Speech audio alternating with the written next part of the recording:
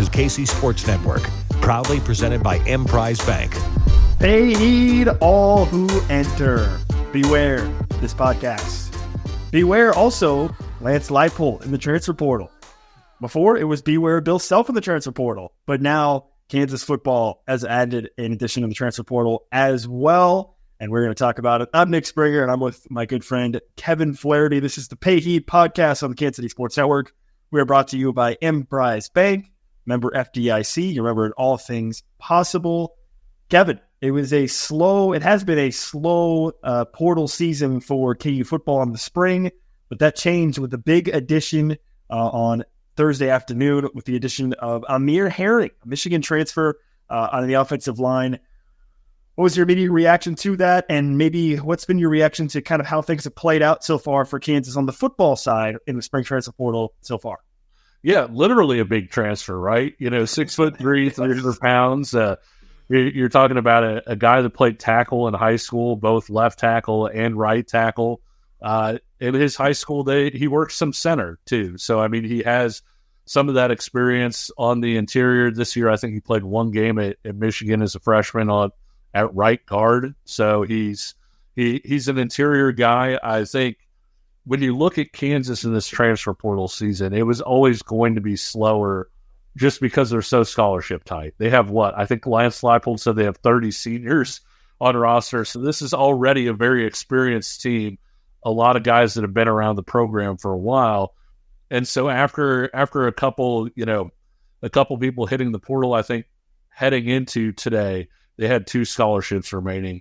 One of those going to Amir Herring. And quite frankly, Nick, if you would have asked me their number one portal priority, I would have said defensive end without a doubt. And exclamation point. But I think the second one probably would have been, hey, if you can, look to get somebody on the interior offensive line. Maybe somebody who could compete this year. I don't know how much he'll factor in this season, but also somebody who's young enough that they can help you in 2025 and beyond. And I really think that that's one of the things that they did today. Yeah, I think when you look at the transfer portal on the football side for Kansas, I agree with you. Like, the top priority still remains to me defensive end for Kansas.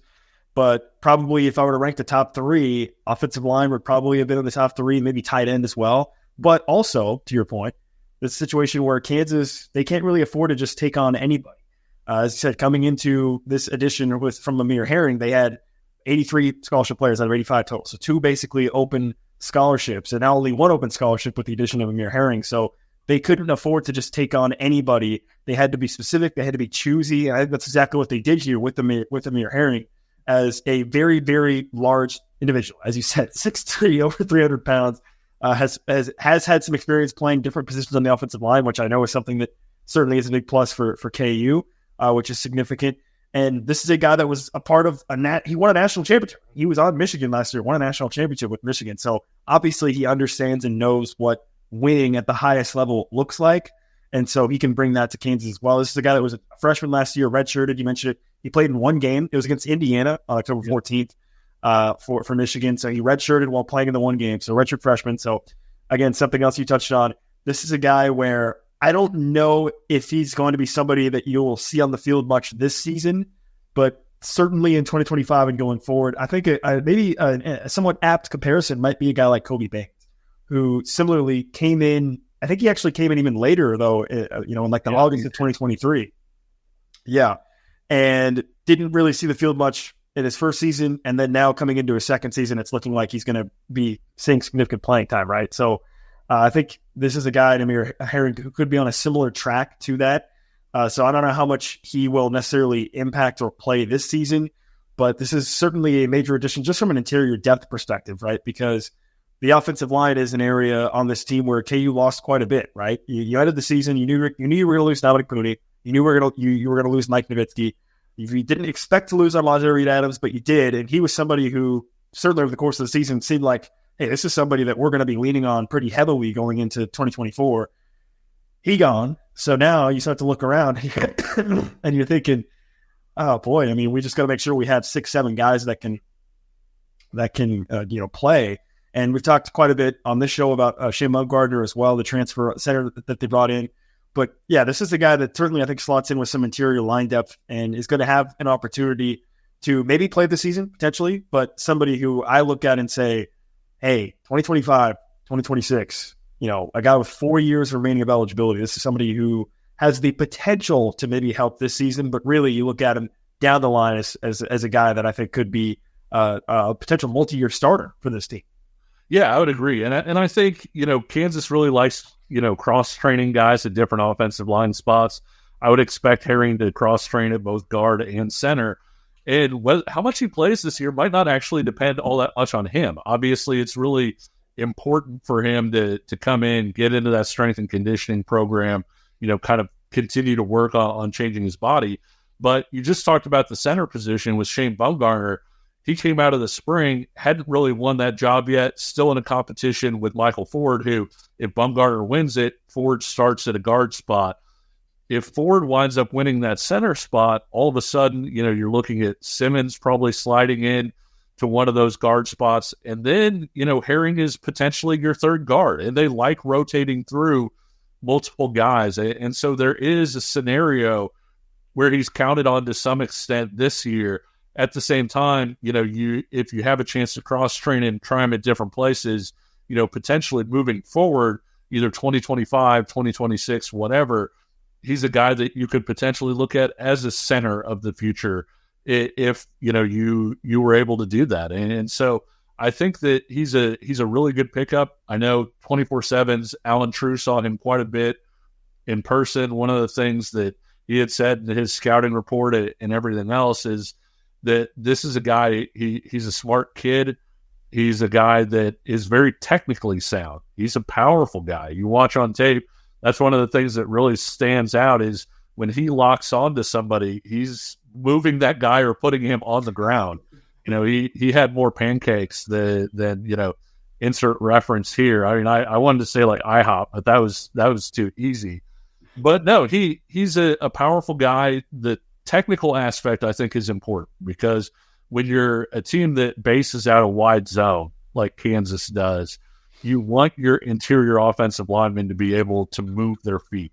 And the fact that he can move his feet, he could be technically sound with it. And then when he contacts a guy, he has a chance to open up a hole for you. It seems like a really good roster and scheme fit as well. Yeah, to your point, Kevin, about the pancakes, this guy was credited with 240 pancakes. 240 in high school.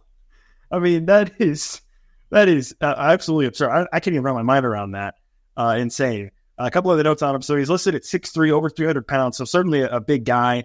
And I think, as you kind of touched on, probably expect him to be an interior offensive lineman. Probably wouldn't see him projecting out to be on the outside, probably on the interior. Could potentially play center as well. He's from Michigan before he went to Michigan. Actually, he's cousins with Isaiah Marshall, who was on the Kansas roster at quarterback. So you could have a situation where Isaiah Marshall could have his cousin lead blocking for him possibly in a game for KU, which is pretty cool to think about.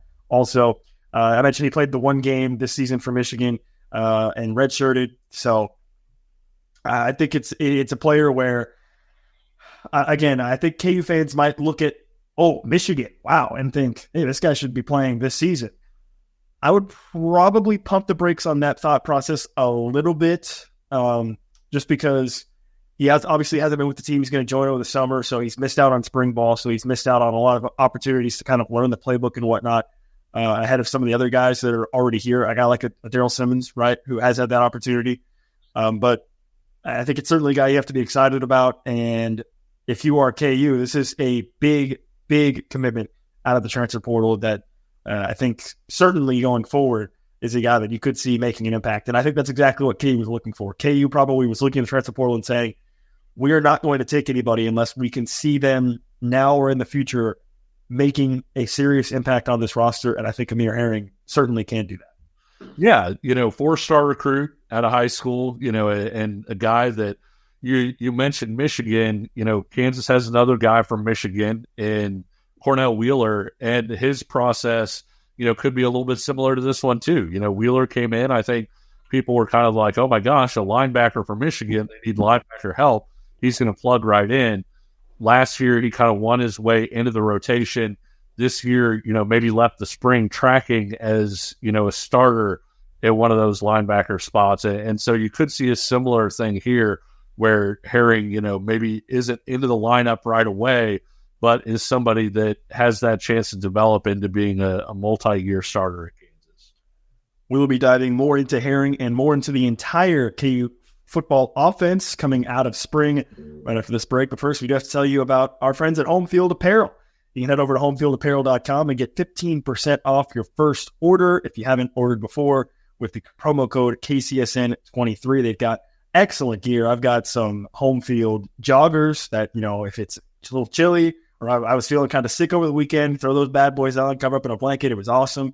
They've got great shirts. I had the Kansas Relay shirt. They've got Jayhawk script. They've got KU football, KU basketball, everything you could possibly want for KU, or 50 college items for KU over there at Home Field Apparel. And they've also got apparel from over 130 other schools. My Youngstown State football shirt is in the mail currently. So you'll be seeing me rocking that, I'm sure, on the pod coming up over the summer into football season in support of my guy, Dylan Woodkey. So you can get Youngstown State, you can get Kansas, you can get just about any college you want over there, over 130 colleges at homefieldapparel.com. Be sure to use promo code KCSN23 for 15% off your first order at checkout. More KU football talk coming up next. We appreciate you supporting KC Sports Network by listening to our podcast. You have helped us become the highest-ranked Chiefs podcast network in 2022 and 2023. And don't forget about our daily Substack newsletter, the best written analysis you can find on the Chiefs straight to your inbox every day. kcsn.substack.com. This is the Pay Heed podcast. I'm Nick Springer alongside my good buddy Kevin Flaherty.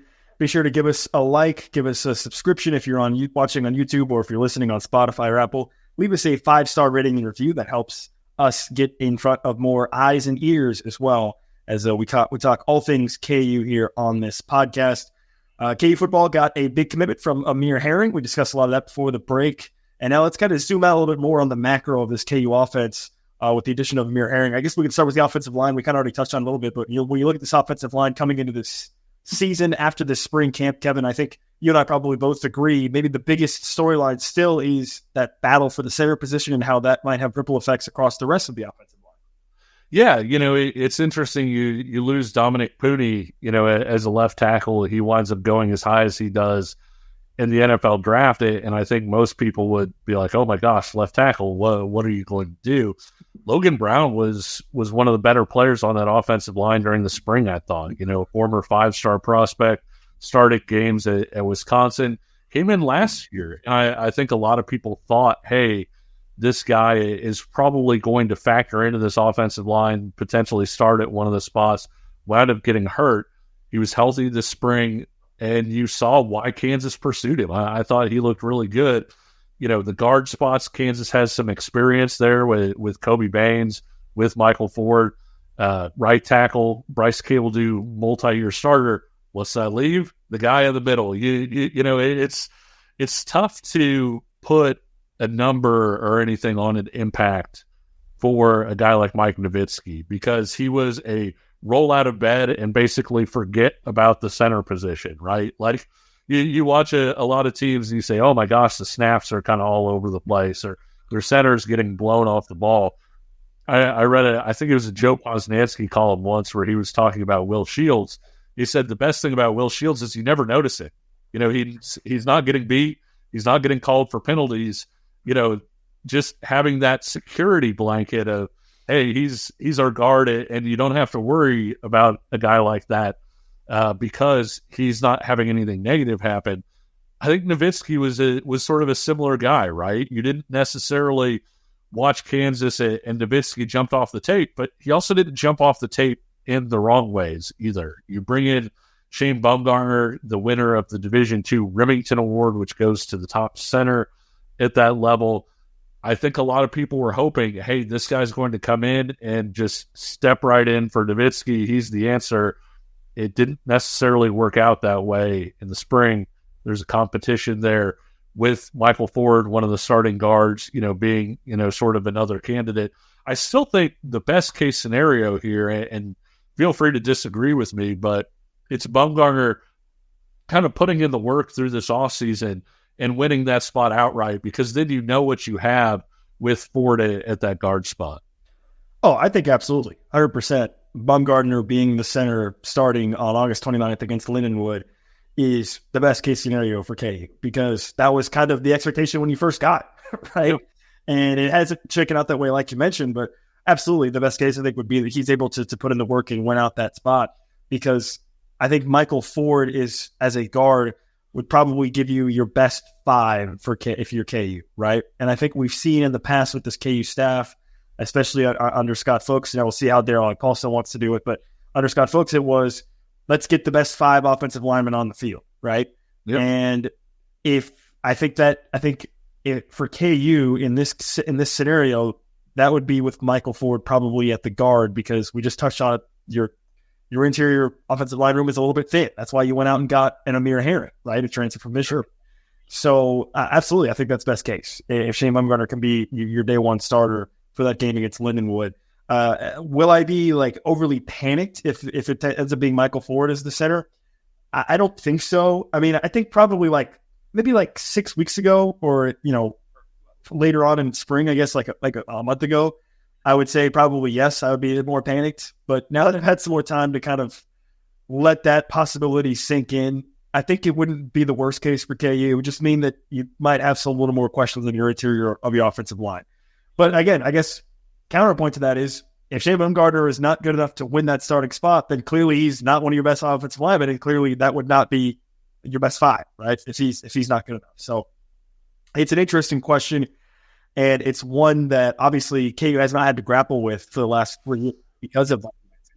So it's kind of new territory for them, right? And then you add in the possibility of, I don't know, am I making too much of a big deal about the possibility of KU doing more under center stuff? Like, I don't know, is that really impacting sort of who might win that job, or how that impacts sort of your quarterback situation, I guess? Am I making too big a deal out of that?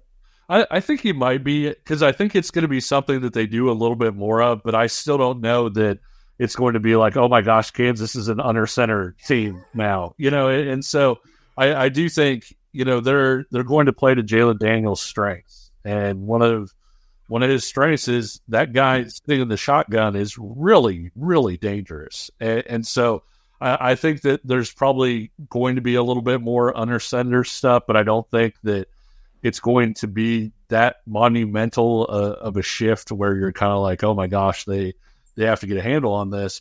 I do feel a little bit better about the depth at tackle. Logan Brown really stepping up that way makes you feel good. And Calvin Clements started the bowl game, and I realize you would have liked to have him there for the entire spring. He had the injury. My understanding is he'll be back in time for fall camp. So, that's a positive. You would have liked him to get the added repetitions, have all the, strength and conditioning work and all of those different things.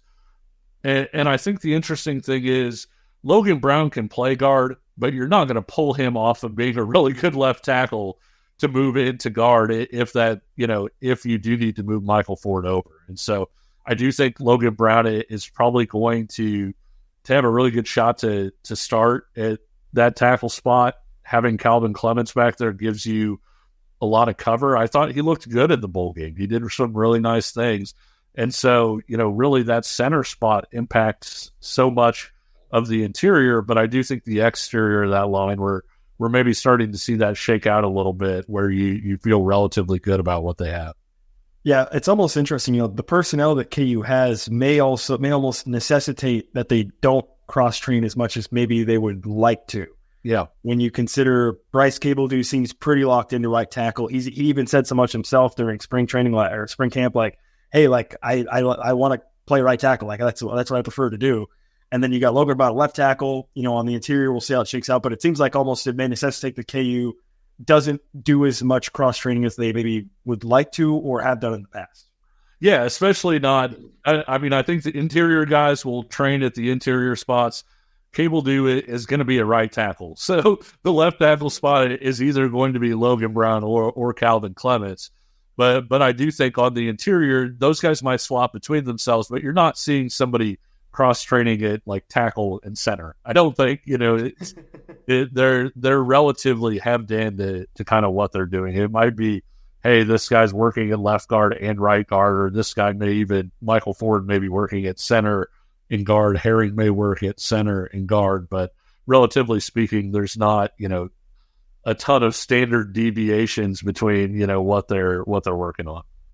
Well, regardless of what positions they're playing, the offensive line is going to be looking to protect one Jalen Daniels. Yeah. That leads us into the quarterback room, which you have Jalen Daniels, obviously, plus Cole Ballard and Isaiah Marshall.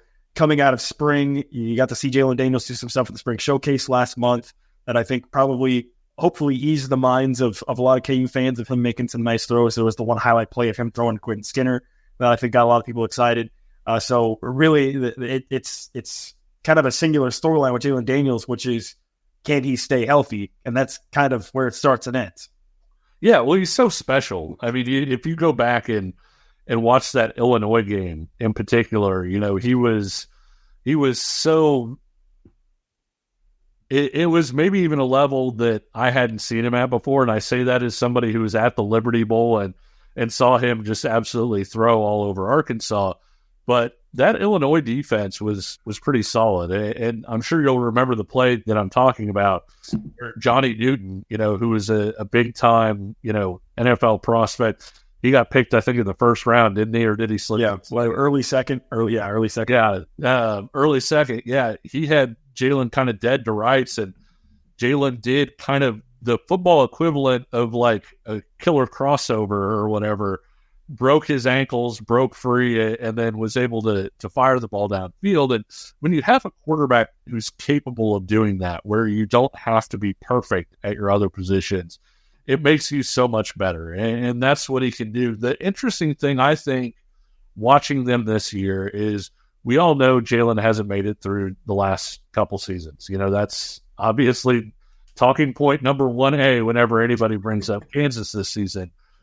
Jalen is a really effective option guy. In addition, it's not all he can do, but it is something that is in his tool belt, and he's really good at it.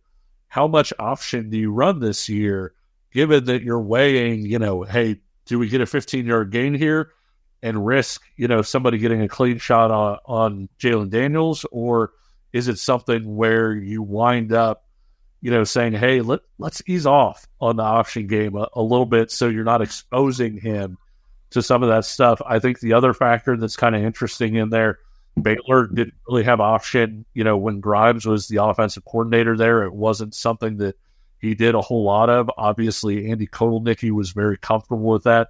He's now at Penn State, so there might have been a little bit of ramping off the option game anyway. And with Jalen's health, it wouldn't surprise me at all if they maybe took that thing and ratcheted it down another level where, you're probably still going to see an option play here or there. I just don't know that it's going to be the sort of thing where preparing for Kansas week means, hey, we got to dive in and dust off all our old option stuff to make sure that our team can be, fundamentally sound against it. I think one thing with Jalen Daniels you don't have to worry about, though, is that you don't have to worry about him playing scared. Sure. He's going to play fearless. Obviously he's dealt with injuries, but he's never let that impact him in terms of how he plays, right? Which is something that's really positive. I mean, sometimes, listen, it's hard to be a guy where you deal with injuries and not let that affect you a little bit, right? In the back of your mind as you're playing the game. I think Jalen Daniels has done a great job of not letting that impact how he plays and continuing to kind of play his style regardless, which is a big positive. So certainly you hope that he could stay healthy.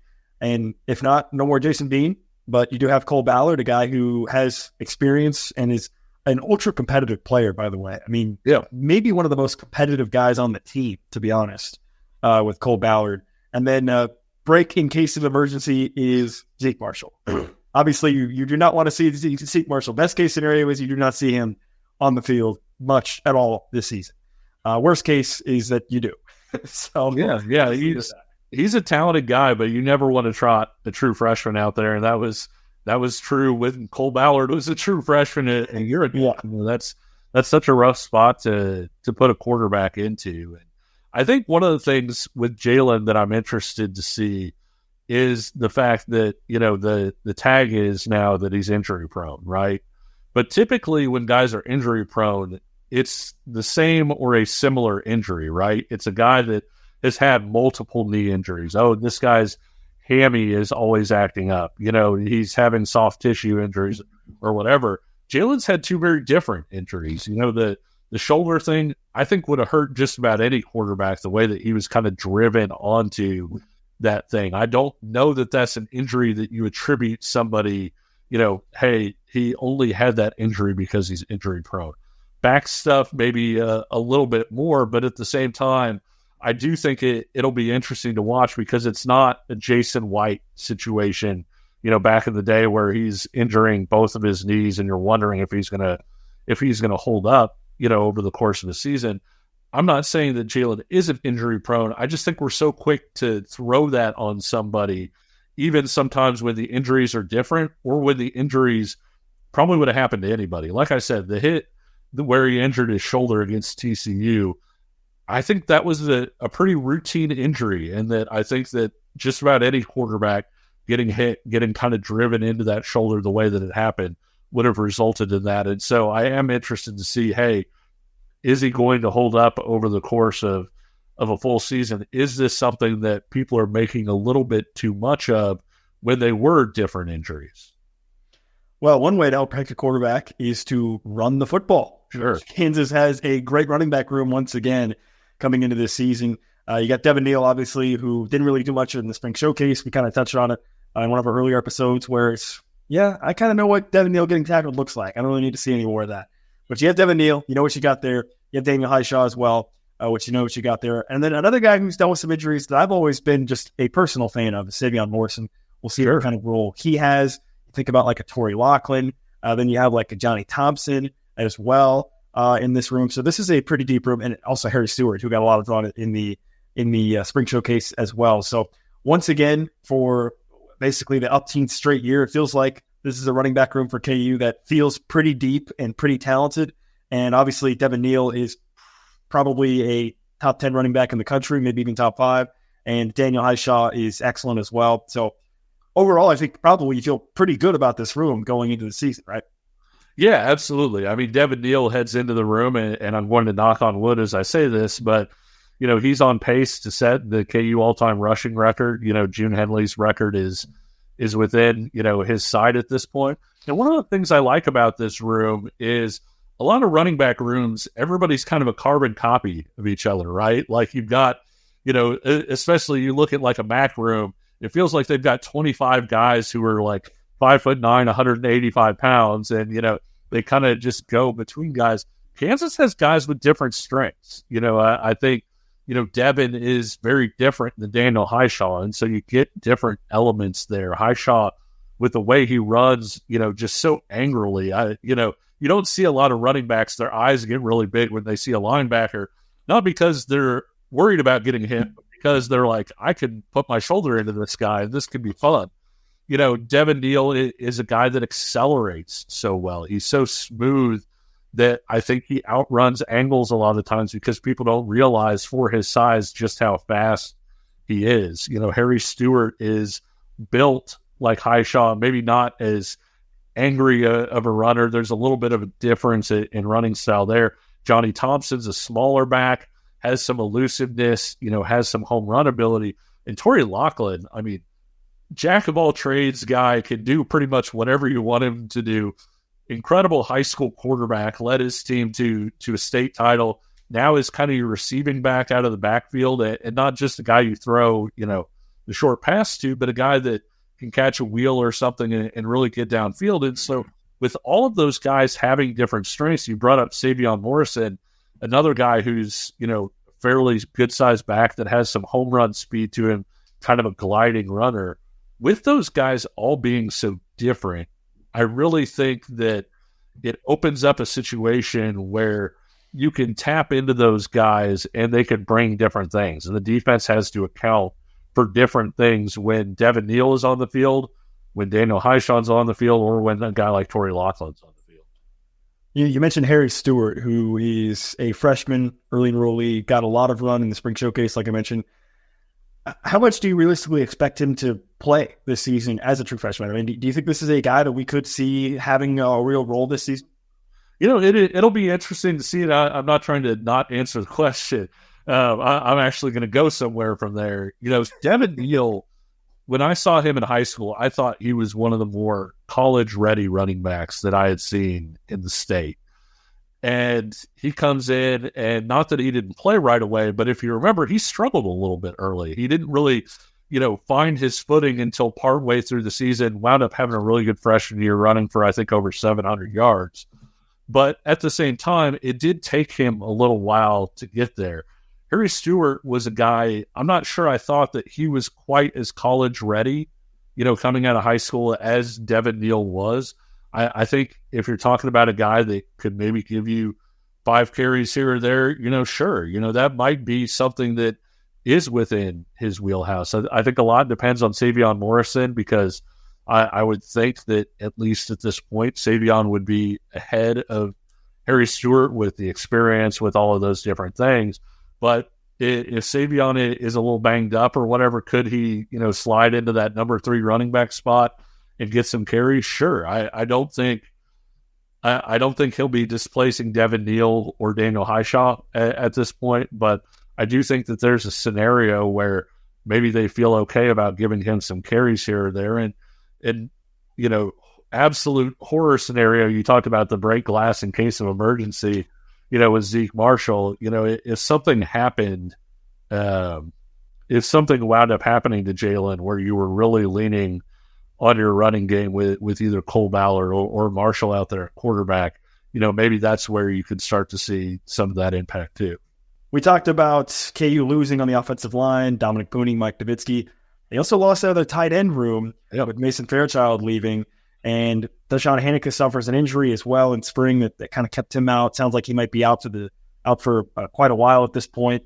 So you start to look at the tight end room, Kevin. You got Jared Casey, the pride of Plainville, still out there for KU, along with Trevor Cardell as well. You think about like a guy like Jaden Ham, but the tight end room for Kansas is such an interesting room because it's really been one of the more versatile rooms that KU's had over the past couple of years. But do they maybe have that guy that can help them in the receiving game, or do they need that, I guess, maybe when you look at the state of this room coming out of spring?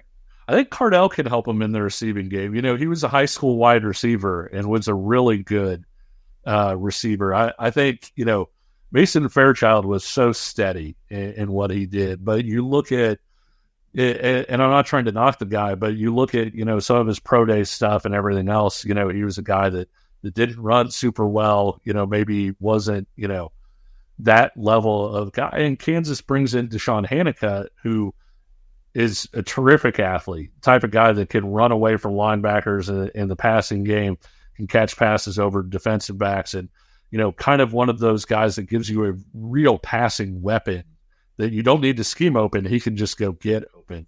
And so them losing him really hurts. The steadiness of Mason Fairchild really hurts. I think it's time for Cardell to step up. He's been a guy that has factored in. He's made some nice catches. He's done some nice things over the years. But this is kind of his spot now. You look around, there's not somebody in front of you. There's not really necessarily anybody coming up behind you. And so, because I think of Jared Casey, he's such a great move guy. You can move him around, play him at fullback, play him as an H-back, and different things like that. That when you're looking at, straight tight end, hand in the ground, whatever, I think it's Trevor Cardell's, job to lose. And I think, if he can stay healthy, he can have a really good year. He's got, a good catch radius. He's somebody that can adjust to the ball. Like I said, he was a really good high school receiver, has added a lot of weight since then. I'm interested to see how he does, being that number 1 tight end, because I do think there's some ability there to tap into. And Jared Casey, what a great story. I'm not sure college football has a whole lot better stories than Jared Casey. And you hear all the horror stories about NIL and things like that. You hear people at other schools talk about how Jared Casey's NIL is how it should go, right? Like he has, he's not really expected to play. Injuries happen. He winds up catching the game-winning pass against Texas and immediately lands an Applebee's commercial, as a walk-on. That's such a great story. And it would have been great if it just stopped there. But he kept going. And Nick, I think, you hate to say he's underrated among KU fans, but he may be underrated from like a conference-wide standpoint in terms of all the different things that he does for this Kansas offense. Yeah, I think people probably reflect back on the play against Texas, right? And maybe they just think, well, that's kind of the Jared Casey lore, but truly he has kind of turned into this excellent, versatile H-back type player. I go back to the Texas game this year. There was a play where he had one of the better blocks I've ever seen on a run by Devin Neal, and unfortunately I ended up getting called back by a holding by somebody else. But he had a great pull block on a guy against Texas, so he does so many other things, but I think kind of to your point about Trevor Cardell, Jared Casey is not a guy that's going to be a primary receiving threat. Like, that's just not who he's going to be. He's going to be more of your guy where if you have some trick plays, you can give him the ball and he can make a nice catch here and there, but really he's going to be more of your blocking H-back type. And with Deshaun Hannafy getting that injury, with no more Mason Fairchild, there is that hole to be filled for the tight ends. And I think kind of the way that I was summing it up, as kind of as I was listening to you kind of break it down, is in previous years with Trevor Cardell, it was, hey, it'd be cool if this guy broke out. Like, that'd be pretty cool. But maybe it wasn't like required. Like, it wasn't like, oh, we need Trevor Cardell to be a playmaker. This year, with how it's shaping up, it kind of feels like, hey, we need him to do it. And the question will be, can he step up and kind of take the ball by the horn, so to speak? Yeah, I mean, you look at, in the spring, you have guys like Quentin Conley, getting more time and things, things like that. And it's, nothing against Quentin Conley, who was a really good high school player as well out at Pembroke Hill. But, you're having a former walk-on, a preferred walk-on, but a former walk-on, kind of getting some of that work. You'd like Jaden Ham to kind of take a step forward, former 4-star prospect from Eudora.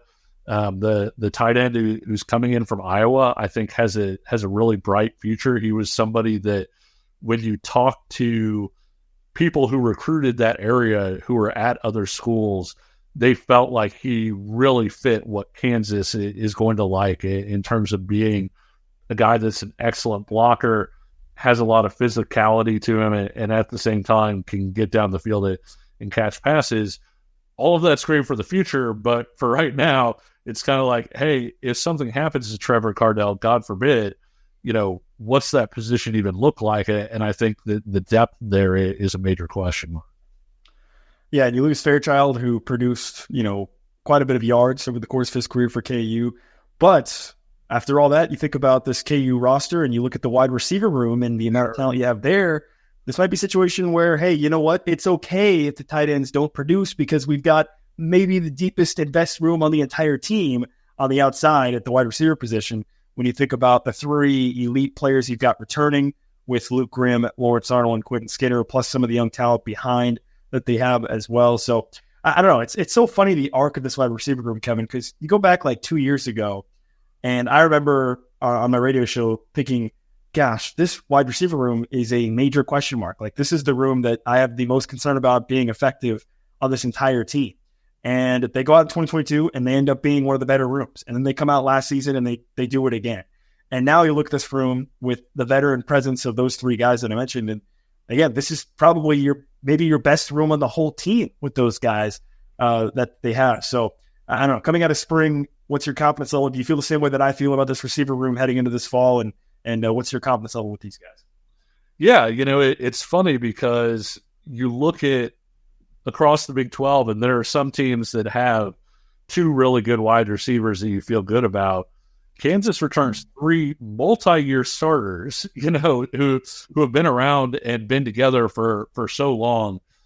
And then you added Trevor Wilson, a guy that's got, I think, double-digit starts for his career, not just at Kansas, but also at Buffalo. And when you added Doug Emillion as your 5th wide receiver, there are some recent Kansas teams where Doug Emillion might have been your 2nd-best wide receiver. And I think that he's a guy that has some ability and is worth tracking, but you see teams throughout the Big 12 that have 1 or 2 elite guys. Kansas's receiving core is tough because you don't know who's going to step up that game. And even beyond that, Kansas's wide receiving core has to lead at least the Big 12, if not college football, in Sports Center catches. I mean, they have absolutely, and I think Jalen Daniels has been really good. Jason Bean, had a really good year last year. But some of the catches that those guys have made that are just so far beyond, a common catch where they wind up on top plays. I think Luke Grimm's got one or two.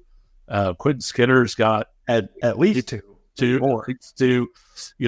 Lawrence Arnold has one or two. And Arnold, I think, is the best of that group. When you look at, hey, if you took these guys and teleported them to like a Texas or something, and they were getting off the bus, I think that Lawrence Arnold's the guy that you're like, you wouldn't notice him walking because he looks like a Texas or an Oklahoma level, X wide receiver. And so he had the huge catch against Oklahoma, on that fourth down. He's probably, this is a really, really good group. It's a really deep group. And I think they got even deeper when you looked at the spring and the play of Keaton Kubeka, a redshirt freshman. He was a guy that, coming out of high school, was a pretty polished guy, saw a little bit of playing time last year. I don't think made a catch, but, with that group and all the returning guys, just to see the field at all kind of says, what they think about it. Kansas has a very legitimate two deep at all three receiver spots right now, I think. Oh, 100%. I think with LJ Arnold, you get sort of that experience. With Luke Grimm, you get a guy that is an excellent underneath runner and has a great connection with Jalen Daniels, right? I think it's interesting when you look at Luke Grimm specifically. His connection with Jalen Daniels, I think, is very noticeable, right? And it's not like a knock against his connection with Jason Bean or anything, but like his numbers with Jason Bean compared to Jalen Daniels, you can like tell there's a gap. Like those Jalen Daniels and Luke Grimm have a very special connection. You add in Quinn Skinner, who is just such a fun, charismatic player who I think has really come out of his shell. I remember talking to him when he was a freshman and as a younger player, and he was just kind of more of a shy guy. That's not him anymore. He's a very, very charismatic player. I think he's stepping into a bit more of a leadership role as well, not just in the wide receiver room, but for the entire team, which is really awesome to see. You love to see guys kind of grow like that over the course of their careers at KU. And then you throw in, the speed of a Trevor Wilson and then Doug Emilian, who is another guy that I really like, especially in the run blocking game. If you want to find a wide receiver that has really, really high quality run blocking reps, if you're like that level of like nerdy and like interested, Doug Emilian, man, that dude has some great run blocking reps, I think. And then you throw in Quentin like you mentioned. So, yeah, overall, like I said, to me, this is the room I feel the best about on the entire team, not just on the offense, but on the entire team. I actually might disagree with you. There is a room that I think I may like a little bit better. I'm a big fan of the safety room. I think that safety room goes, probably three deep, at the two safety spots. Marvin Grant is probably going to slide down and play some of that nickel spot a little bit, which enables them to get more of those guys on the field at once. But, I mean, the receiver room is certainly in that discussion. It's not I think I would go with the safety room, but the receiver room is really, really good. And I think when you look at the top receiving cores like across the country, you might have rooms that have a better number one guy. You might even have rooms that have, a top two guys better than Kansas's top two guys.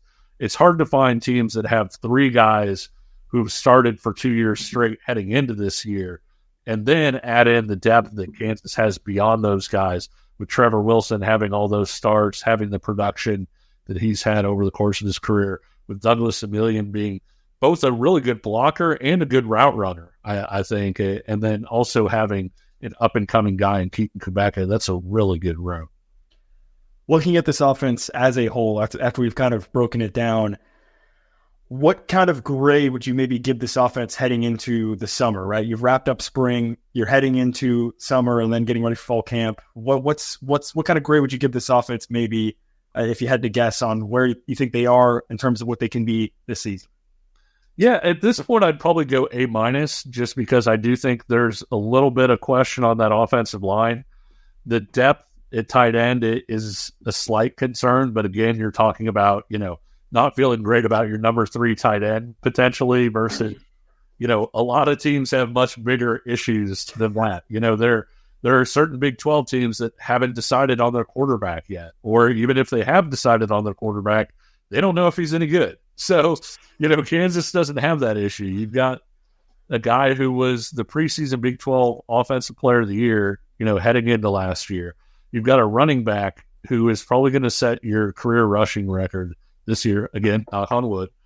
You've got another running back in Daniel Highshaw that I think would start in a lot of places, and the depth that you have there. You've got a wide receiving room that I think is probably in discussion as a top 10 receiving room in the country when you look at the entire room. And so I think when you add all of those things together with the skill positions, the offensive line, like I said, there's maybe a little bit of concern there, but it's not some teams where you're like, gosh, are they even going to be able to block anybody this year? I think it's a spot or two that, could work out or might not work out. So you can't quite give them that A+, but I think a B+, A-, and I would probably trend toward an A- is pretty good. Yeah, unfortunately, like this may sound like somewhat of a cop-out, but I mean, it's Jalen Daniels' health. Like, yeah, with sure. Jalen Daniels healthy, it's probably like an A. The grade is incomplete. But it's probably like an A with Jalen Daniels if he's fully healthy. But if he gets hurt, it's like a B- probably. I don't know. I mean, I don't want to discredit the rest of this offense because we talked about it. You got a guy that probably is going to be worthy of a statue being built in Devin Neal after on his running back room plus two wide receivers. But yeah, I don't know, man. I mean, it just comes down to Jalen Daniels for me. Yeah, I definitely get that. And I know that because of Daniels' injury history, you look at that, a little bit more harshly too. But there are a lot of teams in the Big 12 that you look at their starting quarterback and say, hey, if this guy gets hurt, they're in a world of hurt. There aren't a lot of teams that and that's one of the areas where Kansas fans have honestly been spoiled. They haven't been spoiled in terms of Jalen Daniels' health the last couple of years, but they have been spoiled in that Jason Bean has been arguably the nation's best backup quarterback the last couple of years. And so, especially last year, how many teams can have a preseason offensive player of the year play 3 games for him at quarterback and still win 9 games? And quite frankly, they were a player or two away from winning 11. And so when you look at all of that, there are a lot of teams that don't have an answer at that second quarterback spot. It's just with Jalen Daniels' injury history, you're maybe a little more focused on that spot than, say, Oklahoma State is or somebody else like that. Overall, I think this is still an offense certainly to be very excited about. You add in Jeff Grimes and what he might bring to the table in terms of what he wants to do and how this offense might run. It's obviously a very exciting time. I mean, this is probably the most anticipated KU football season, maybe, I guess, since last season, really. Last season, I think, was pretty anticipated also. But yeah, it's wild because obviously, for KU football, you just haven't really had this before with Lance Leipold, with everything that's happened for the Jayhawks. But they're in a good spot heading into this summer and this fall. And you'll definitely want to stay tuned to the Pay Eat podcast throughout the summer and the fall for all coverage of KU football and more. That's it for our offensive breakdown, though, plus the commitment of Amir Herring. Probably has some defensive breakdown coming up in the coming week or so as well here on the Pay podcast. But for now, that's all we got. He's Kevin Flaherty. I'm Nick Springer. Thanks so much to our sponsors, Emprise Bank and Home Field Apparel. If you liked what you listened to or saw on YouTube, if you're watching, be sure to like and subscribe, leave a comment. Let us know what you think of the KU offense right now in the comment section as well on YouTube if you're watching there. And don't forget to leave us a 5-star rating and review also on Apple Podcasts, Spotify, and wherever you listen.